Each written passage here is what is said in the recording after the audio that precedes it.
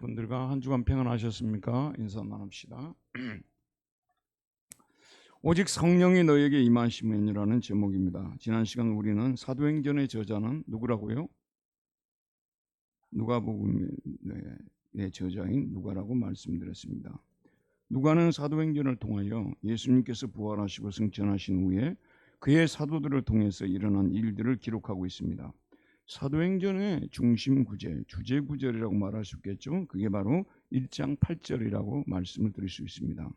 누가는 사도행전을 통해서 오순절에 성령님이 임하신 후에 사도들이 권능을 받고 예루살렘과 온 유대와 사마리아와 땅끝까지 복음을 전한 일들을 차례로 순서로 기록하고 있습니다. 1장 8절은 누가가 앞으로 이 서신에서 어떤 순서로 글을 쓸지에 대하여서 책으로 말하자면 목차적 성격을 갖습니다. 지난 시간에 우리는 예수님께서 하늘로 올라가시기 전에 제자들을 모아놓고 그들에게 하신 마지막 명령 살펴보았죠. 1장 4절 보도록 합시다. 사도와 함께 모이사 그들에게 분부하여 이르시되 어디를 떠나지 말라고요? 예루살렘을 떠나지 말고. 어디를 떠나지 말라고요? 분당 두레교회를 떠나지 말고 내게서 들은 바 아버지께서 약속하신 것을 기다리라. 두 가지 명령을 하셨습니다. 요한은 물로 세례를 베풀었으나 너희는 맨날이 못되어 성령으로 세례를 받으리라. 이렇게 말했어요. 자, 이 말씀을 하시자 제자들은 예수님 주위로 모여들었습니다. 영어 성경에 보면 어라운드가 돼 있어요. 이렇게 딱 이렇게 주위로 모여든 겁니다. 그리고 그에게 한 가지 질문을 했습니다. 이 질문은 단지 한 제자가 한 질문이 아니라요. 11제자가, 가룟 유다는 가버렸으니까 11제자가 똑같이 한 질문이었습니다. 그만큼 중요하다는 얘기 아니겠습니까? 하늘로 올라가시기 전에 예수님께서 마지막 말씀을 하시니까 이 사람들이 이때다 하고 마지막 질문을 드리는데 중요한 질문을 던집니다. 1장 6절을 봅시다. 그들이 모였을 때 예수께 여짜와 이르되 주께서 이스라엘 나라를 회복하심이 이때이니까 아니. 원문에서는 주여, 큐리어, 혹격이나 먼저 나옵니다. 큐리에, 주여, 우리말로 주께서라고 되어 있죠. 주여. 그 다음에 만일이라는 A인데 이게 영어로 if죠. 만일이라는 조건절이 나옵니다. 만일 뭐뭐 한다면 그런 뜻이에요. 만일 뭐뭐 한다면 만약에 당신이 다음과 같은 일을 하신다면 만약에를 썼지만 사실은 자신들의 소원을 강하게 피력하고 있습니다. 만일 주님께서 다음과 같은 일을 하신다면 그런 일을 하신다면 우리에게 정말 좋겠습니다 라는 뜻입니다. 어떤 일일까요? 자, 원문 순서대로 보겠습니다. 이때가 제일 먼저 나와요. 엔토 크로노 투토라고 되어 있는데 이 크로노스와 히라바에서는 카이로스가 있습니다. 여기서 크로노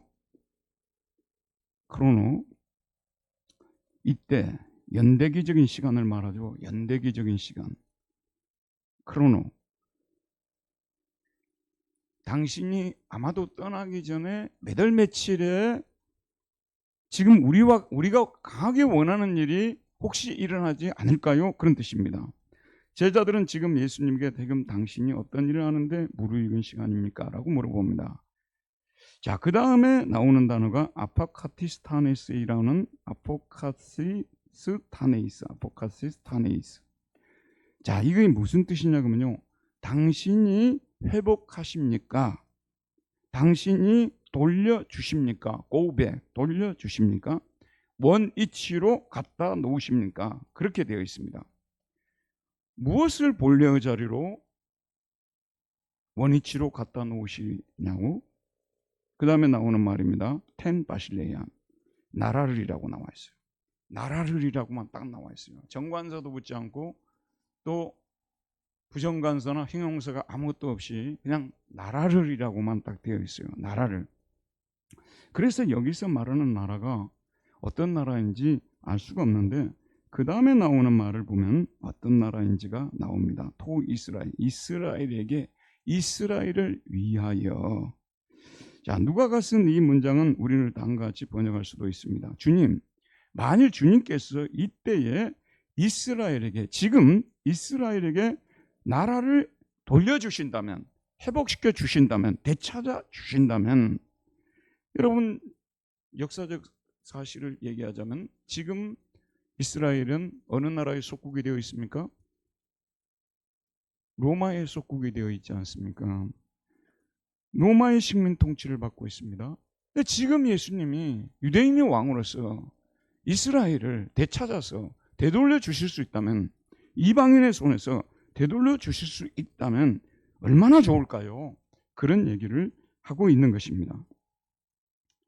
제자들의 이 말을 좀 살펴보게 되면요, 이 말은 곧 자신들이 그토록 되찾기를 갈망했던 자기 조국을 로마인들의 손에서 자기 민족 이스라엘 백성에게 되찾아 주시겠다는 말씀이 아니겠습니까?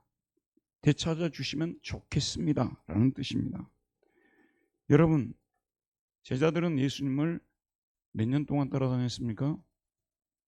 3년 동안 따라다니면서 예수님께서 전하시는, 입만 열면 하시는 나라가 어떤 나라였어요? 하나님 나라. 예수님께서 하나님 나라에 관한 말씀을 비유를 통해서, 여러 가지 방법을 통해서 하나님 나라에 대해서 줄기차게 얘기를 했는데요.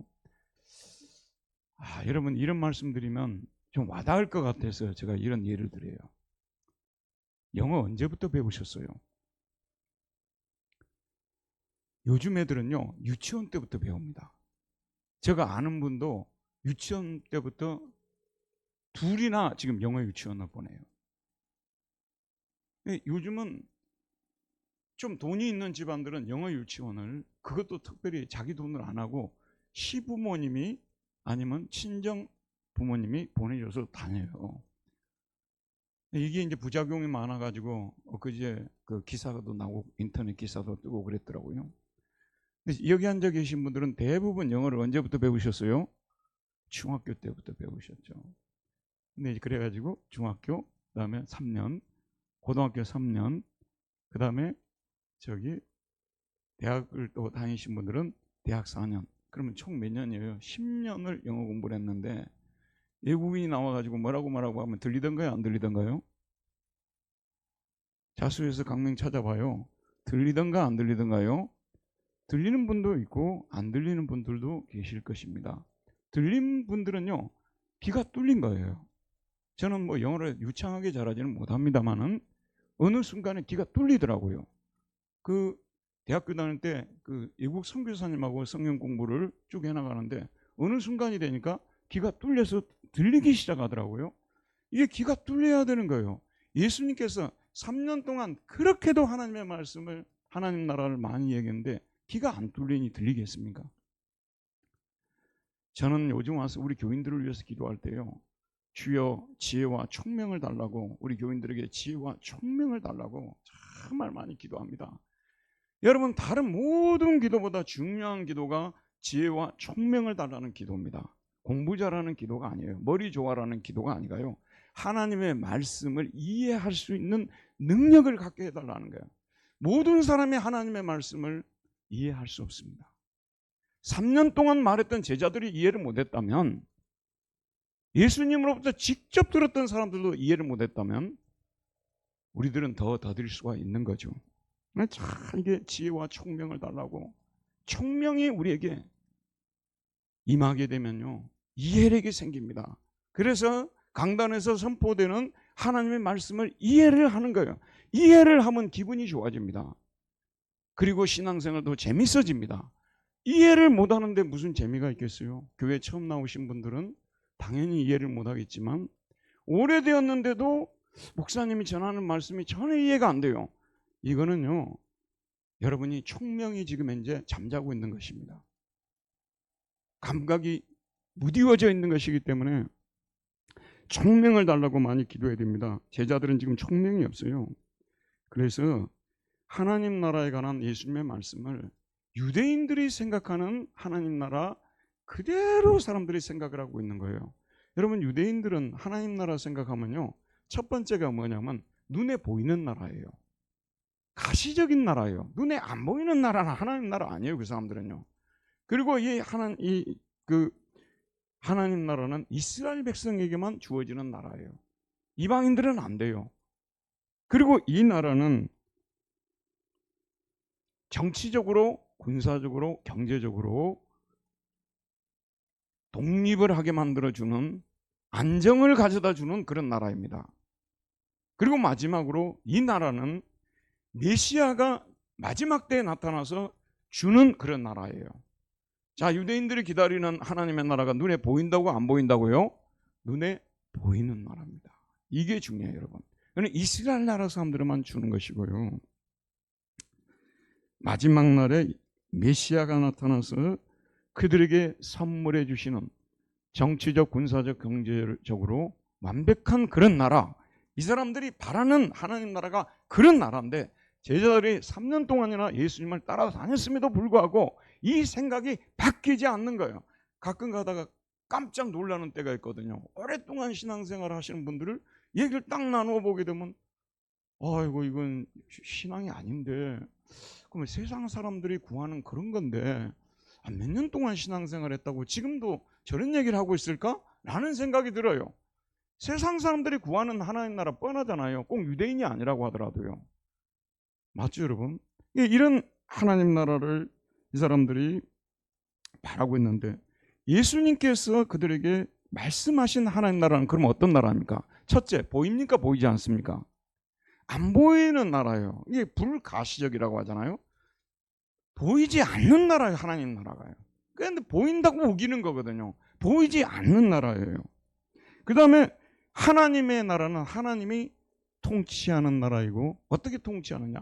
진리의 말씀으로 통치하는 나라인 것이고, 이스라엘 사람들에게만 주시는 것이 아니라 모든 인류에게 선물로 주시는 그런 나라이고, 그 다음에 마지막 날에 임하는 나라가 아니라 예수님께서 오신과 더불어 주어지는 나라가 바로 하나님 나라인데, 하나님 나라를 예수님이 생각하는 하나님 나라와 제자들이 생각하는 하나님 나라가 충돌을 하고 있는 것을 볼 수가 있습니다.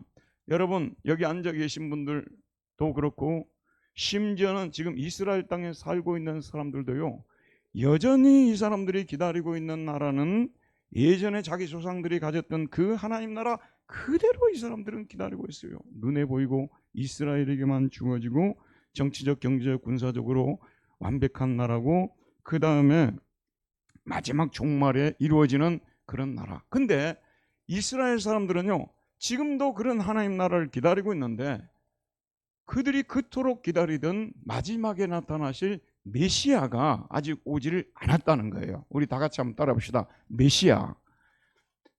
그리스어로는 크리스토스라고 합니다. 근데 이스라엘 사람들은 히브리어로 메시아라고 합니다. 그 사람들은 메시아가 왔다고 생각해요? 오지 않았다고 생각해요?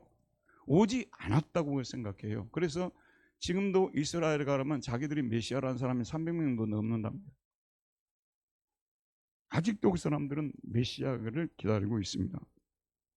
우리 기독교인들 중에서도 이스라엘 백성들처럼요, 유대인들처럼 비슷하게 하나님 나라를 기다리고 계신 분들이 있습니다. 내가 신앙생활 어느 정도 쭉 하고 있으면 어느 순간에 짠 하고 예수님이 나타나셔가지고 내 삶을 완벽하게 만들어 주실, 그런 부자도 되게 만들어 주고 강력하게도 만들어 주고 영광스러운 가문도 만들어 주고 그런 나라를 가져다 주실 예수님을 생각하고 믿는 분들도 우리 교인들 중에서는 없지만 다른 교인들 중에서는 있더라는 말씀입니다. 자, 예수님께서 하나님 나라는 이 땅에 예수님이 오시면서 이미 시작된 나라입니다. 그리고 온 세상으로 퍼져나가고 있는 중입니다. 그런데 이 하나님의 나라는 교회라는 가시적인 이 기관을 통해서 사람들에게 선포되고 있습니다. 하지만 교회 안에 하나님 나라가 이루어진 것도 있지만은 모든 사람이 하나님 나라 들어와 있는 것은 아닙니다. 예수 그리스도를 믿는 사람만이 하나님 나라의 백성이 되게 되는 것이죠. 자, 이제 예수님은 이 제자들의 질문에 대해서 뭐라고 대답하는지 우리 다 같이 한번 7절을 함께 읽어보도록 하겠습니다. 시작. 이르시되 때와 시기는 아버지께서 자기의 권한에 두셨으니 너희가 알 바 아니오라고 말씀합니다. 여기서 때와 시기라고 되어 있잖아요. 때는 앞에 나오는 때는 히라보로 크로노스로서 연대기적인 시간입니다. 달력의 시간, 몇 월 며칠, 몇 년 이런 연대기적인 시간이 크로노스라고 합니다. 복수로 되어 있어요.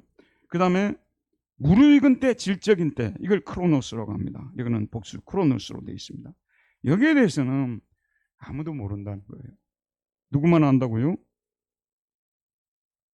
하나님 아버지만이 아신다. 하나님 아버지께서 자신의 권한 안에 자신의 권세하에 정해두셨기 때문이라고 말하고 있습니다. 이 사실을 아는 것이 너희들에게는 결코 허용이 되지 않았다고 못을 받고 있습니다. 예수님께서 연대기적으로 몇 월 며칠 날 이 세상에 오시는지, 재림주로 오시는지에 대해서는요, 예수님 자신도 모릅니다. 하나님 아버지만 아십니다.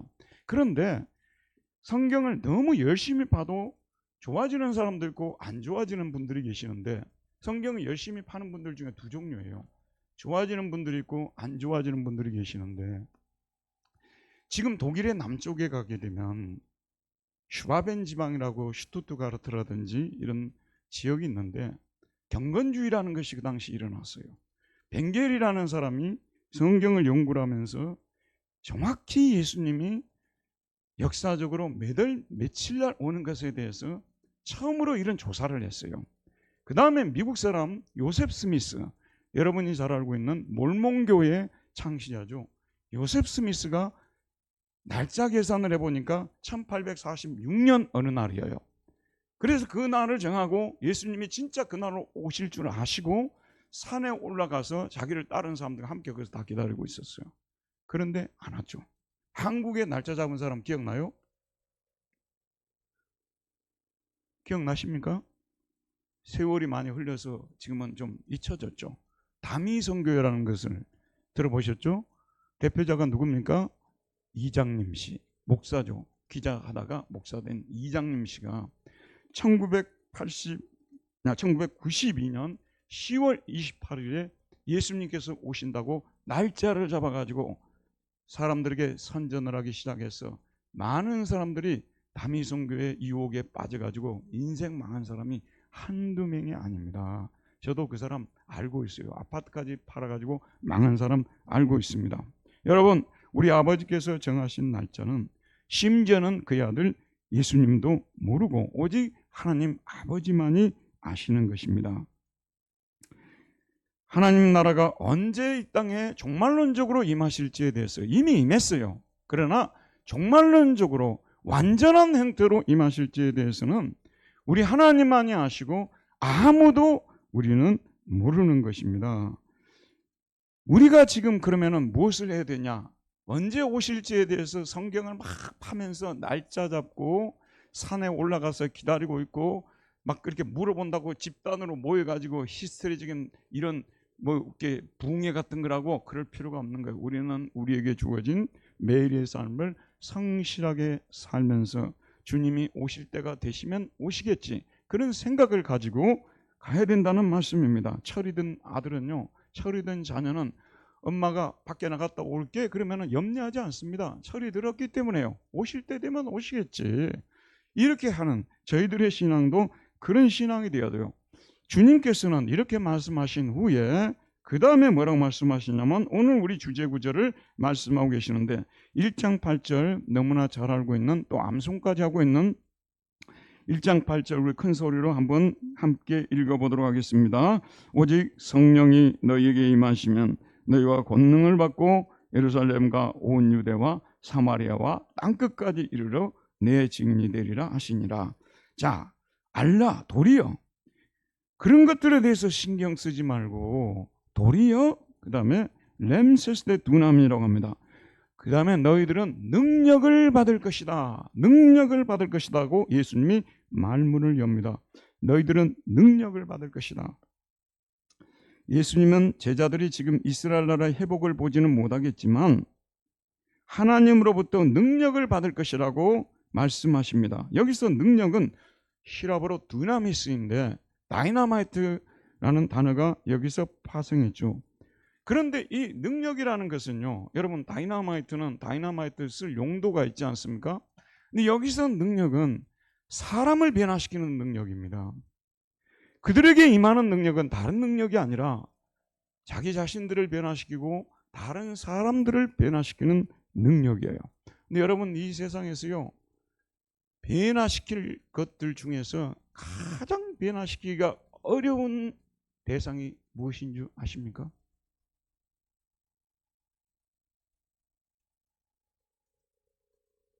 어떤 사람을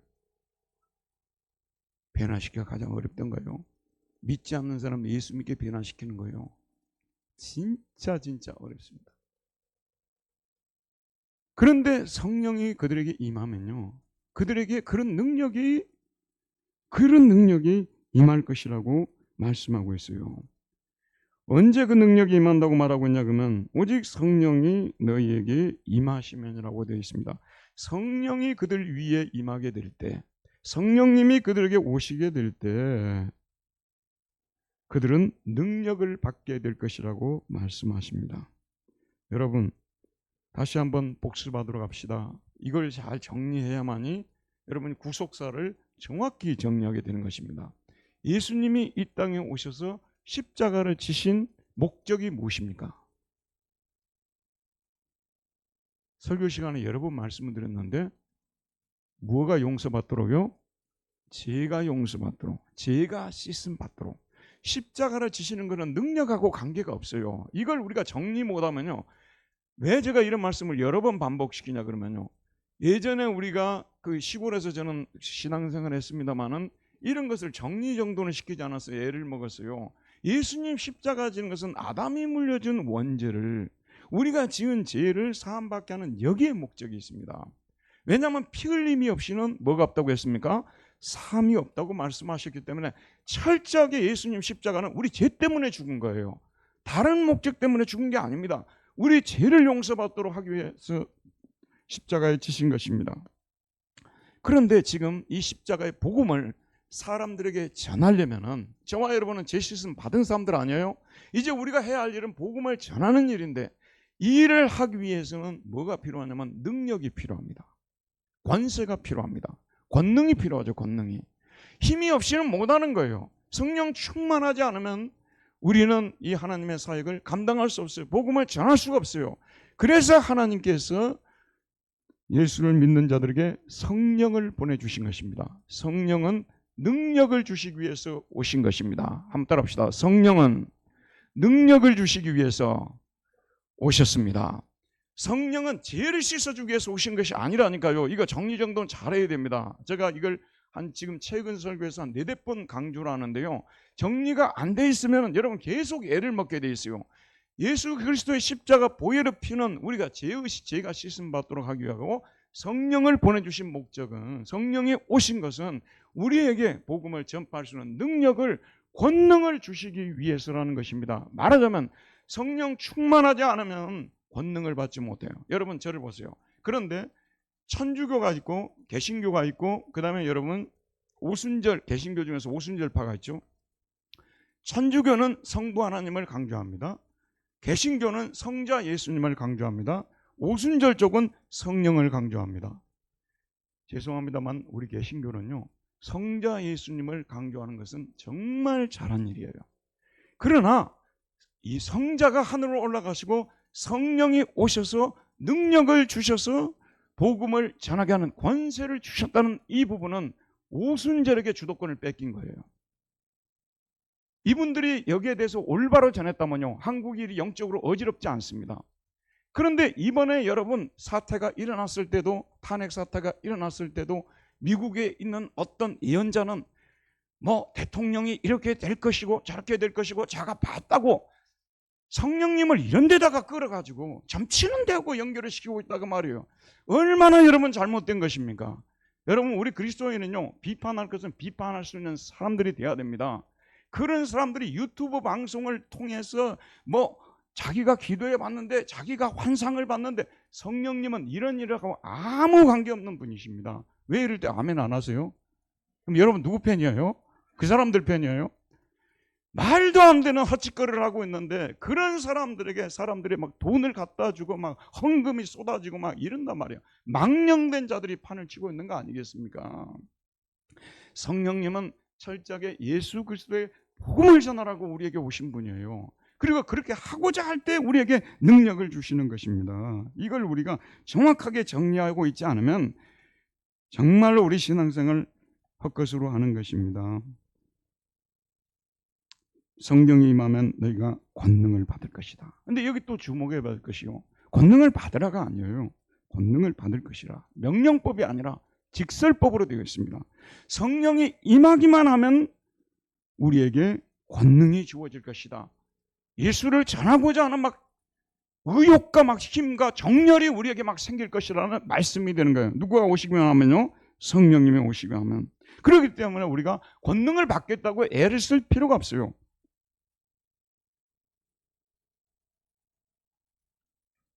권능을 받을 것이다. 성령님만 오시면 권능을 받습니다. 자, 여러분 저를 한번 주목해서 보시기 바랍니다.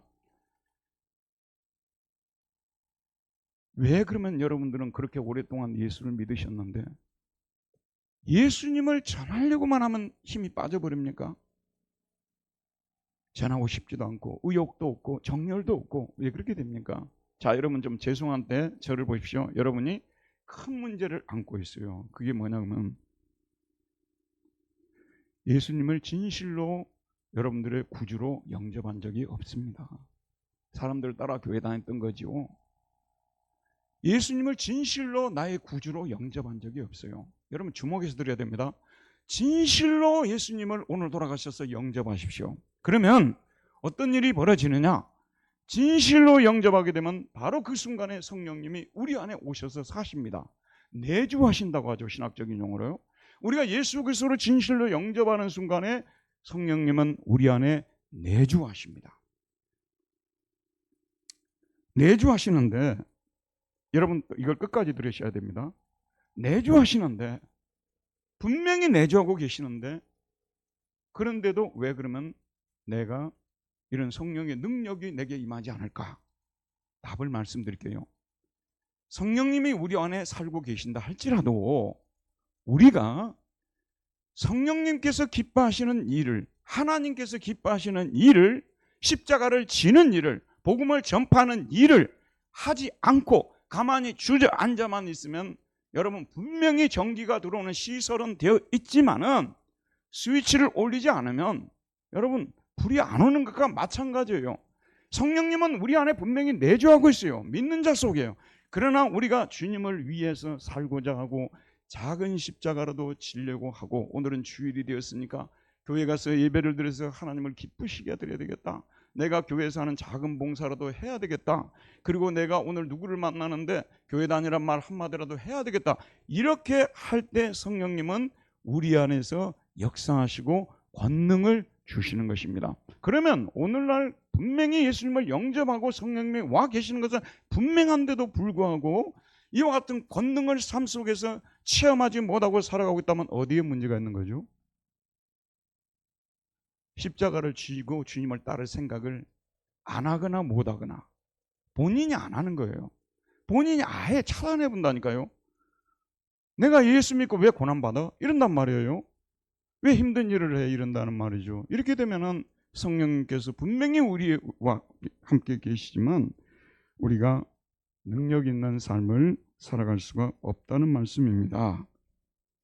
여러분 우리가요 성령이 우리에게 임하시면 권능이 임하고 그 다음에 우리가 어떤 사람이 되는가에 대해서 8절에 나와 있는데 예루살렘과 온 유대와 사마리아와 땅끝까지 내 증인이 되리라 하시니라. 너희들은 나의 증인이 될 것이다가 원문에서는 제일 먼저 나온 너희들은 나의 증인이 될 것이다 라고 되어 있습니다. 너희들은 나의 증인들이 되라고 나와 있지 않습니다. 성령이 임하시고 권능이 그들에게 임하시면요 그들이 예수님의 증인들이 될 것이라고 말씀하고 있습니다. 권능이 임하면 증인으로 되어 살아갈 수밖에 없는 거예요. 자, 그러면 증인에 대해서 한번 생각해 봅시다. 증인은 본래 법적 용어입니다. 법정에서 증인은 피고를 살릴 수도 있고 죽일 수도 있습니다.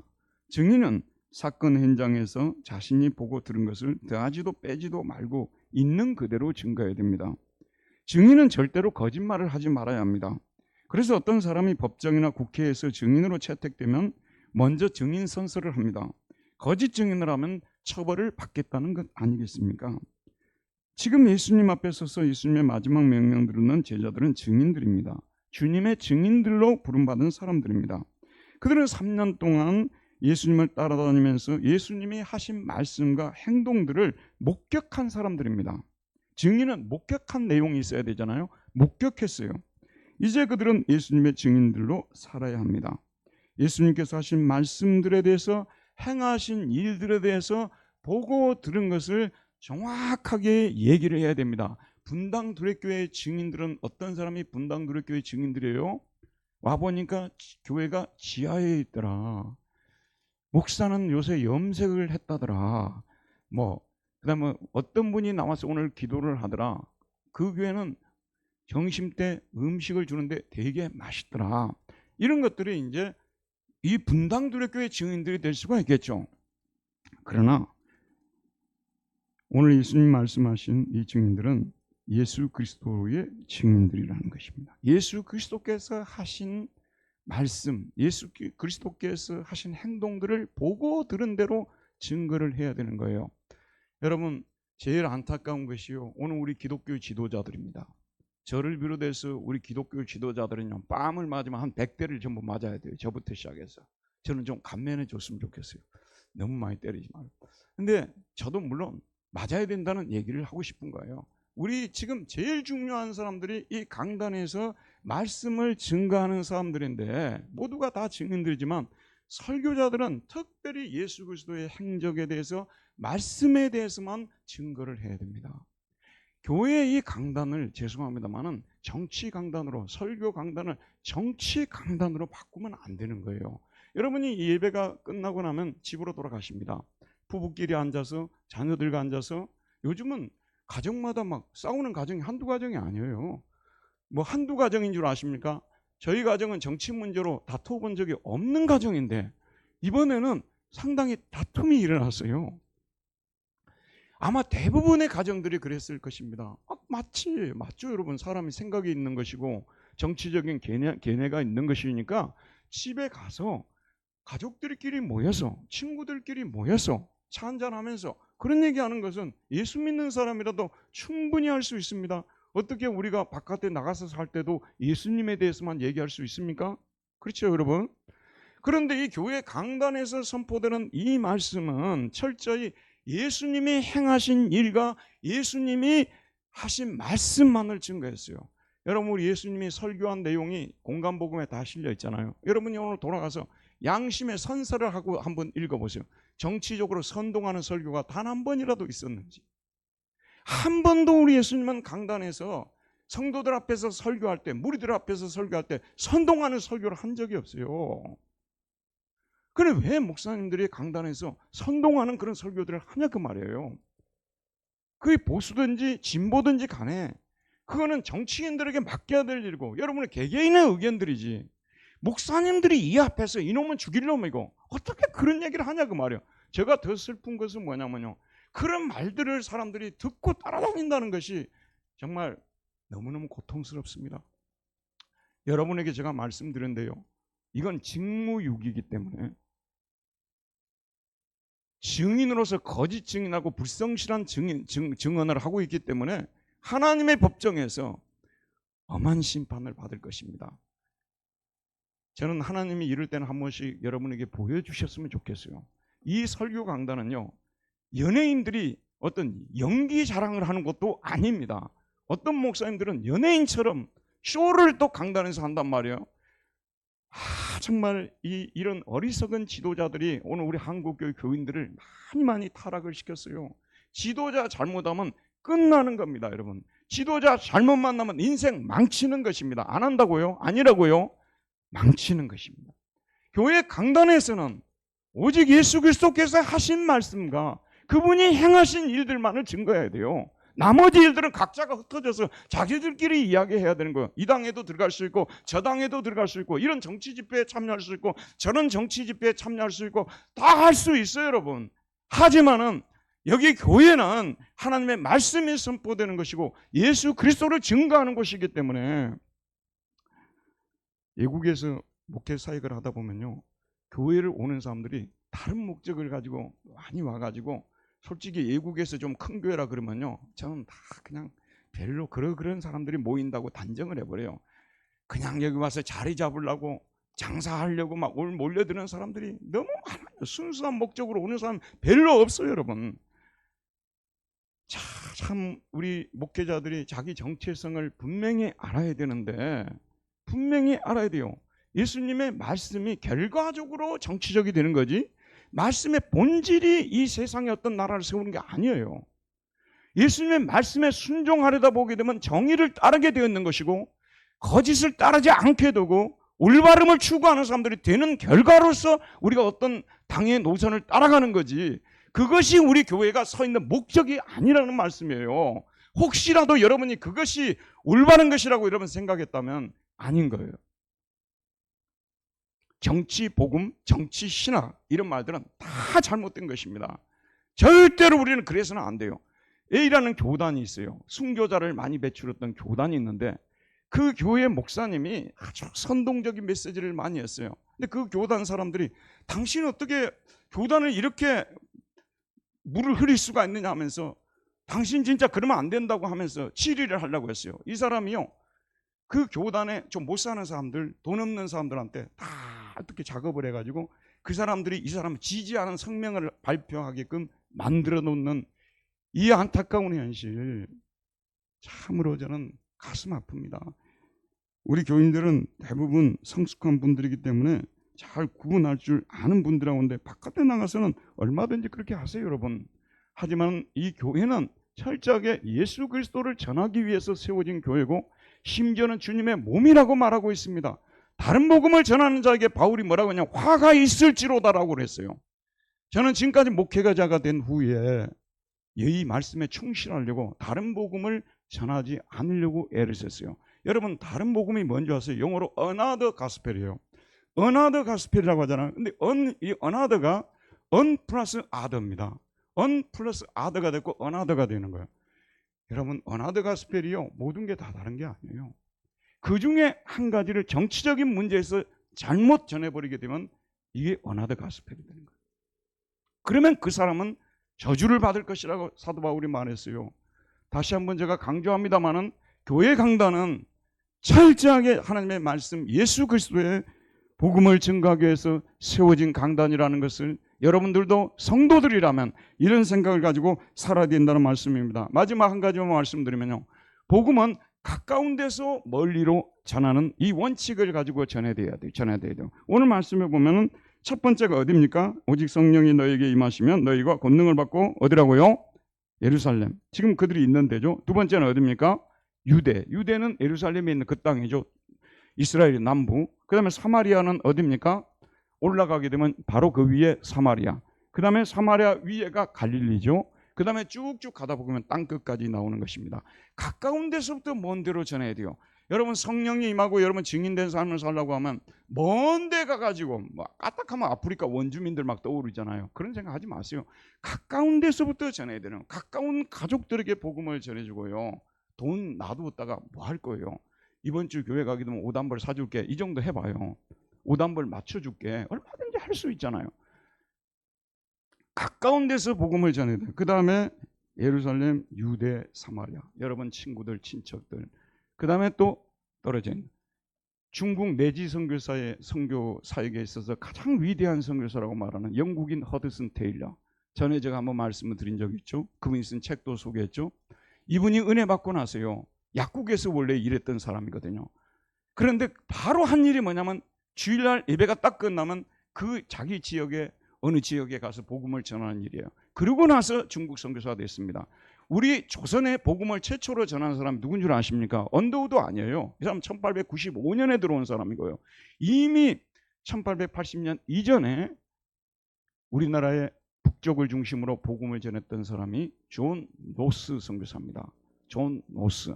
제가 이걸 외우기 쉽게 기억하기 위해서 고기를 늘 생각합니다. 로스구이. 이게 존 노스 선교사님인데 조선 선교의 아버지입니다. 이분은 스코틀랜드 사람입니다. 처음에 이분이요 만주에 와서 복음을 전했어요. 그러다가 의주문에 가가지고 드나드는 조선 사람을 만나보고 세상에 이렇게 순진한 사람들이 있을까, 착한 사람들이 있을까, 이 나라의 복음을 전해줘야 되겠다 해서 신약 성경을 번역해가지고 진군들한테 이 짊어지고 가서 지금의 고구려 땅 집안헨이라는 거기에 가지고 예전에 고구려 땅이요 거기에 가서 복음을 전하게 해서 교회가 세워지게 됐습니다. 이 사람도요 스코틀랜드에서 은혜 받고 목사 안수 받고요 처음에는 그 스코틀랜드 자기 지역에서 목회를 했었던 사람이에요. 그리고 그 다음에 만주에 와서 전하고 그 다음에 조선으로 내려오게 된 것입니다. 복음을 전하는 순서는 항상 가까운 데서 멀리로 가는 이 순서로 전해야 됩니다. 저희 교회도 5월 12일 날 어르신 초청 주간을 우리가 초청 주일로 정했습니다.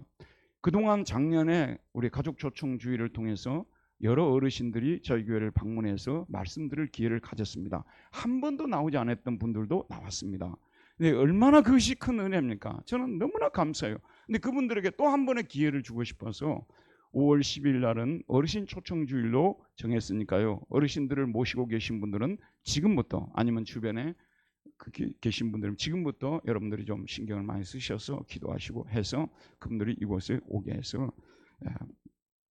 복음을 듣도록 했으면 좋겠습니다. 자, 여러분, 저와 여러분 모두 예수님을 믿읍시다. 그리고 제시쓰심을 받고 세례를 받고 주와 연합하여 주님의 지체들이 되고 부활하신 주님을 믿고 의와 영생 천국을 선물로 받고 성령을 받아서 권능을 받고 밖에 나가서 가까운 데서 먼 데까지 세상 끝까지 가서 예수님이 증인이 되기를 바랍니다. 기도하겠습니다. 자비하신 하나님 아버지, 오늘도 생명의 말씀을 우리에게 보내주셔서 이 말씀을 통해서 우리 자신을 돌아보게 해주시고 우리가 이 마땅히 이 마지막 시대에 예수님의 증인들로 살아야 되는데 증인들로 살지 못하는 우리 자신을 돌아보고 원인이 어딘지를 분석하고 그 원인을 고치고 하나님 앞에 바로 서서 제시씀 받고 성령 충만해서 생명의 복음을 가까운 데서부터 멀리로 증가하는 삶을 살아가는 우리 모두가 되게 하여 주옵소서. 예수 그리스도 이름으로 기도하였습니다. 아멘.